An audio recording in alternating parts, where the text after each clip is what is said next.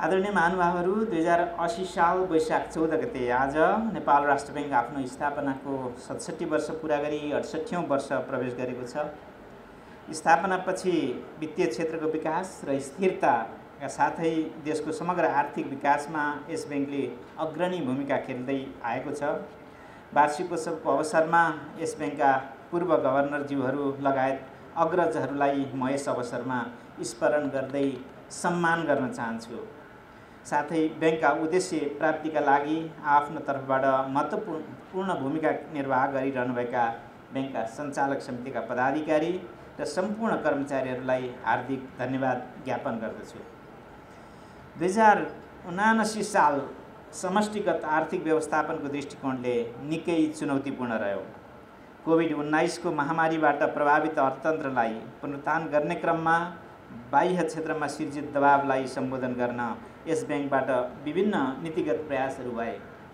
साथै यो वर्ष भुक्तानी प्रणालीको सुदृढीकरण र वित्तीय स्थायित्व कायम गर्न पनि बैंक सक्रिय रहनु पर्यो। बैंकको कार्यसम्पादनलाई चुस्त, व्यवस्थित, नियमसङ्गत र अध्यावधिक बनाउन विभिन्न विनियावली र कार्यविधि तर्जुमा र परिमार्जन गरिए। बैंकको वार्षिकोत्सवको अवसरमा देशको वर्तमान समष्टिगत आर्थिक तथा वित्तीय स्थिति, गत वर्ष यस बैंकले अवलम्बन गरेका महत्त्वपूर्ण नीतिगत तथा व्यवस्था तथा सम्पादन गरेका कार्यहरू केही सारांशमा प्रस्तुत गर्न चाहन्छु। पूर्व वक्ताहरूले पनि केही कुराहरू राखिसक्नु भएको छ। आर्थिक वर्ष 2078-79 मा नेपालको शोधनान्तर घाटा उल्लेख्य मात्रामा बढेर विदेशी विनिमय सञ्चिति तीव्र दरमा घट्न गयो। विदेशी विनिमय सञ्चितिमा आएको कमीसँगै बैंकिङ प्रणालीमा तरलता कम भई ब्याज दरहरू बढ्न गए। बाह्य क्षेत्रमा देखा परेको उच्च दबावलाई कम गर्न नेपाल सरकारले 10 वटा विलासिताका वस्तुहरूको आयातमा प्रतिबन्ध समेत लगायो भने चालु आर्थिक वर्षको मौद्रिक नीति मार्फत नीतिगत दरहरू बढाइयो। कोभिड-19 महामारीको बेला दिइएका नियामकीय सुविधाहरूलाई क्रमशः हटाइयो भने पुनर्गर्जा सुविधालाई अर्थतन्त्रका अति प्रभावित क्षेत्रमा मात्र सीमित गर्दै लगियो।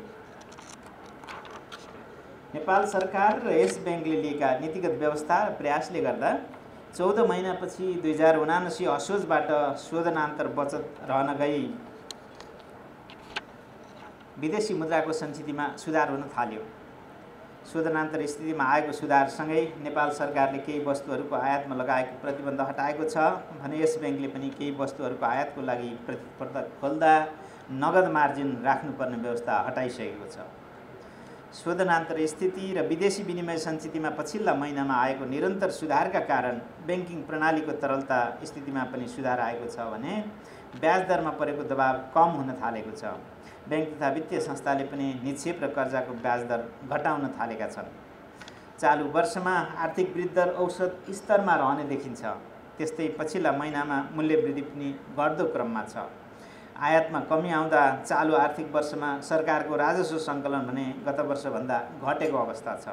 कमजोर राजस्व परिचालन र बढ्दो सरकारी चालु खर्चले गर्दा सरकारी वित्त व्यवस्थापन चुनौतीपूर्ण बनेको छ।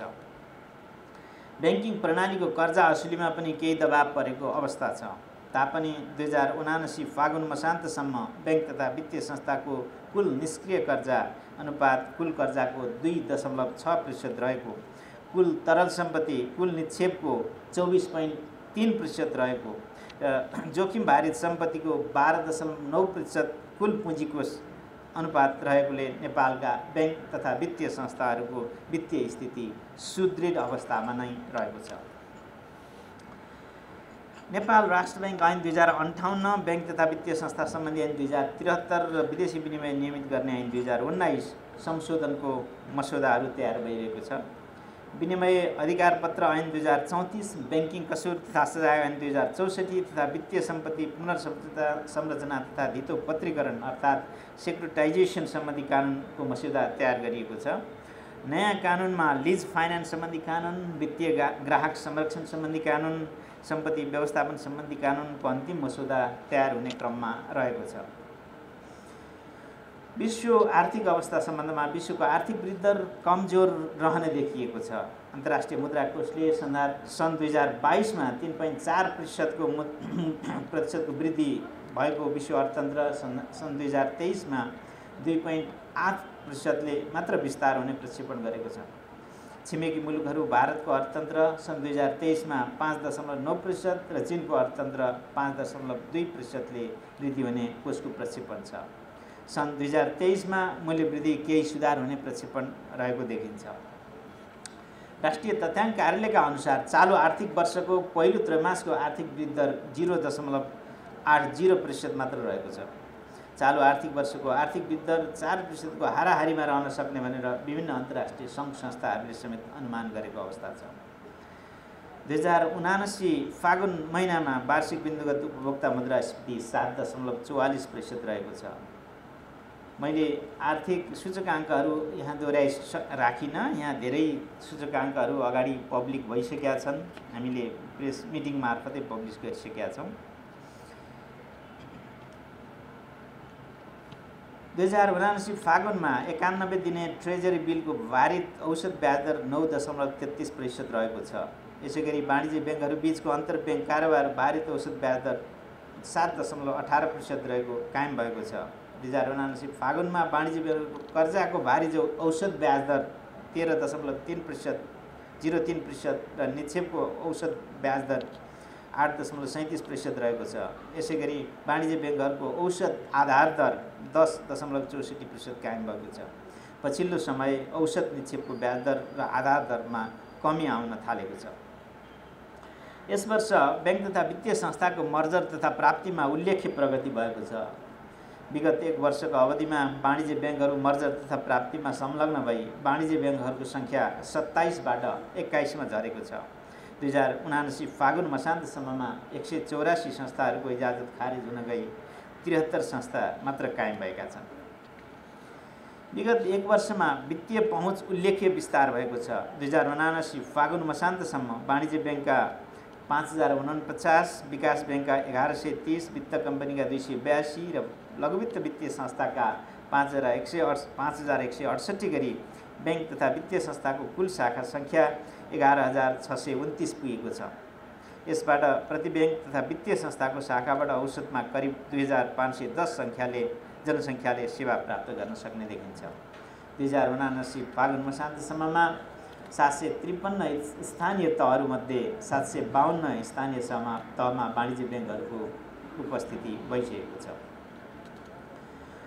अन्तिम ऋणदाता सुविधा सम्बन्धी विनियावली 2079, चालु पुँजी कर्जा सम्बन्धी मार्गदर्शन 2079, वित्तीय साक्षरता मार्गदर्शन 2079, मनी लन्ड्रिङ तथा risk assessment guideline for bank and financial institution, foreign bank branch licensing policy 2022 जस्ता डकुमेन्टहरू यो साल जारी गरिएका छन्। ब्याङ्क तथा वित्तीय संस्थाले कायम गर्नुपर्ने अनिवार्य नगद अनुपातलाई 4% र वैधानिक अनुपात तरलता अनुपातलाई संशोधन गरी वाणिज्य ब्याङ्कहरूको हकमा 12% तथा विकास ब्याङ्क तथा वित्तीय ब्याङ्क कम्पनीहरूको हकमा 10% कायम गर्ने व्यवस्था यो साल गरिएको छ। वैदेशिक रोजगारमा रहेका नेपालीहरूले परिवारको नाममा पठाएको विप्रेषण रकम निजको परिवारले बचत मुद्दती निक्षेप खातामा राखेमा न्यूनतम 1% बिन्दु थप गरी ब्याज दर प्रदान गर्नुपर्ने व्यवस्था गरिएको छ। ब्याङ्क तथा वित्तीय संस्थाबाट नियमित रूपमा लिँदै आएको तथ्याङ्कको सङ्कलन, सुरक्षण, अनुगमन, विश्लेषण एवं विवरण प्रकाशनमा रहेका विद्यमान समस्याहरूलाई सम्बोधन गर्न यस ब्याङ्कको स्थलगत निरीक्षण प्रक्रियालाई आधुनिकीकरण गरी यस ब्याङ्कको सुपरिवेक्षकीय क्षमतामा अभिवृद्धि गर्न सुपरभाइजरी इन्फर्मेसन सिस्टम कार्यान्वयनमा ल्याइएको छ। भुक्तानी सम्बन्धी कार्य गर्ने संस्थाहरूलाई प्रदान गरिने मौजुदा अनुमति नीति 2073लाई भुक्तानी तथा फर्सेट ऐन तथा सम्बन्धित विनियावलीसँग सामञ्जस्य कायम हुने गरी पुनरावलोकन गरी नयाँ लाइसेन्सिङ पोलिसी जारी गरिएको छ। विद्युतीय भुक्तानी कारोबारमा व्यापक विस्तार भएको छ। 2079 वैशाखदेखि फागुन मसान्तसम्म रिटेल पेमेन्ट इन्स्ट्रुमेन्ट माध्यमबाट मात्र करिब रु 74 खर्ब बराबरको कारोबार भएको छ, जुन अघिल्लो वर्षको सोही अवधिको तुलनामा लगभग 34%ले बढियो। ब्याङ्कले आर्थिक वर्ष 79-80लाई विद्युतीय भुक्तानी कारोबार प्रवर्धन वर्षको रूपमा मनाउने निर्णय भए बमोजिम विभिन्न कार्यक्रमहरू निरन्तर चलिरहेका छन्।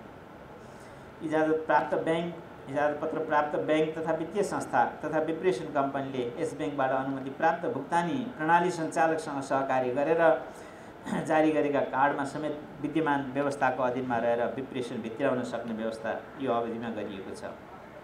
ब्याङ्कमा नोट जनाउने प्रथाको अन्त्य भई bank note shredding and briquetting system कार्यान्वयनमा आएको छ। ब्याङ्कको आन्तरिक लेखा परीक्षणलाई थप प्रभावकारी बनाउँदै जोखिममा आधारित लेखा परीक्षण पद्धतिलाई कार्यान्वयनमा ल्याइएको छ। नेपाल राष्ट्र ब्याङ्क ऐन 2058 को दफा 7 ले तोके बमोजिम संस्थाको चुक्ता पुँजीको 10% को सीमाभन्दा बढी लगानी रहेको संस्था तथा लगानी गर्न नहुने संस्थाको सेयरमध्ये नेपाल स्टक एक्सचेन्ज लिमिटेड, कर्जा सूचना केन्द्र लिमिटेड र नेसनल ब्याङ्किङ इन्स्टिच्युट लिमिटेडको सेयर आंशिक रूपमा तथा ग्रामीण लघुवित्त संस्था लिमिटेडको सेयर पूर्ण रूपमा बिक्री गरिएको छ। यो अवधिमा सेयर बिक्री पश्चात उक्त संस्थामा रहेको लगानी ऐनले तोकेको सीमाभित्र कायम हुन आएको छ। वित्तीय जानकारी इकाइ नेपाल र फाइनेन्सियल इन्टेलिजेन्स युनिट मालदिभ्स बीच सूचना आदान प्रदान सम्बन्धी MOU-मा हस्ताक्षर भएको छ। आयात तथा निर्यात व्यापारको माध्यमबाट हुन सक्ने सम्पत्ति शुद्धिकरण सम्बन्धी शङ्कास्पद कारोबारलाई को रिपोर्टिङको लागि GoML सिस्टममा चाहिँ STR थप गरिएको छ। 2072 वैशाख 15 गतेको भूकम्पको कारण क्षतिग्रस्त भएका यस ब्याङ्कका थापाथली स्थित भवनको पुनर्निर्माण कार्य फागुन मसान्तसम्म 79 फागुन मसान्तसम्म करिब 92% र बालुवाटार स्थित भवनको निर्माण कार्य करिब 87% सम्पन्न भएको छ। वित्तीय समावेशिता तथा ग्राहक संरक्षण महाशाखा स्थापना भएको छ। त्यसैगरी सम्पत्ति शुद्धिकरण निवारणको सुपरिवेक्षणको लागि छुट्टै महाशाखा स्थापना भएको छ। ब्याङ्कमा रहेको सूचना सुरक्षालाई थप मजबुत बनाउन security information and event management system स्थापना गरी सञ्चालनमा ल्याइएको छ। कानुन महाशाखाको लागि तमसुक व्यवस्थापन लोन डिड सिस्टम विकास गरी सञ्चालनमा ल्याइएको छ भने फरेन एक्सचेन्ज अनलाइन सिस्टमलाई आवश्यकता अनुसार परिमार्जन गरी स्तरोन्नति गरिएको छ। स्विफ्ट सिस्टमको पनि सेक्युरिटी सिस्टम इम्प्रुभ गरिएको छ। Database and Nepalese economy Nepal राष्ट्र ब्याङ्कको वेबसाइट मार्फत सार्वजनिक गरी नियमित रूपमा तथ्याङ्क अद्यावधिक भइरहेको छ। पहिलो पटक सम्पन्न गरिएको वित्तीय साक्षरताको आधार सर्वेक्षणको प्रतिवेदन सार्वजनिक गरिएको छ।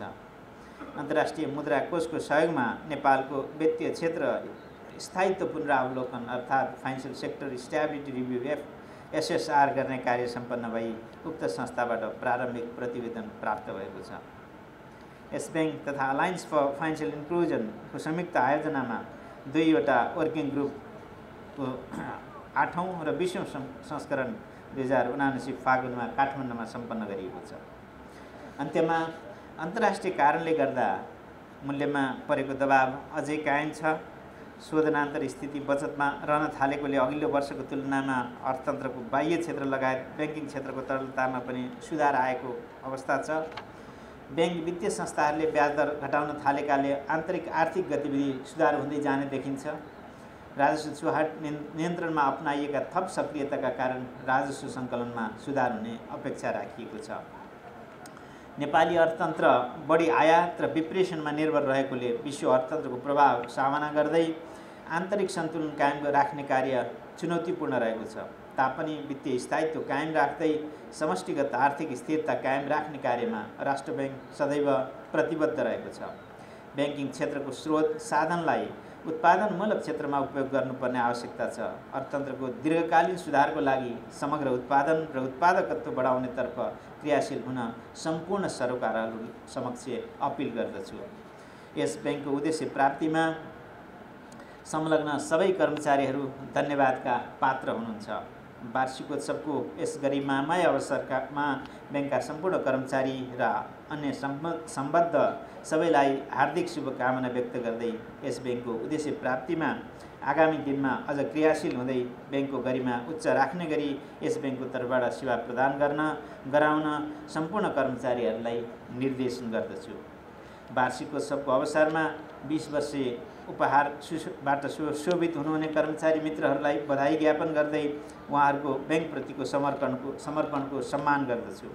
नेपाल राष्ट्र ब्याङ्कको 68औं वार्षिकोत्सवका अवसरमा पहिलो पटक उत्कृष्ट सेवा पुरस्कार सुरु गरिएको छ। यस अवसरमा पुरस्कृत हुने सम्पूर्ण कर्मचारीलाई हार्दिक बधाई ज्ञापन गर्दछु। यसैगरी सबैभन्दा बढी रेमिट्यान्स भित्राउने र डिजिटल कारोबार गर्ने संस्थाहरूलाई पनि यस अवसरमा सम्मान गर्ने अभ्यासको सुरुवात गरिएको छ। उहाँहरूलाई पनि हार्दिक बधाई ज्ञापन गर्दछु।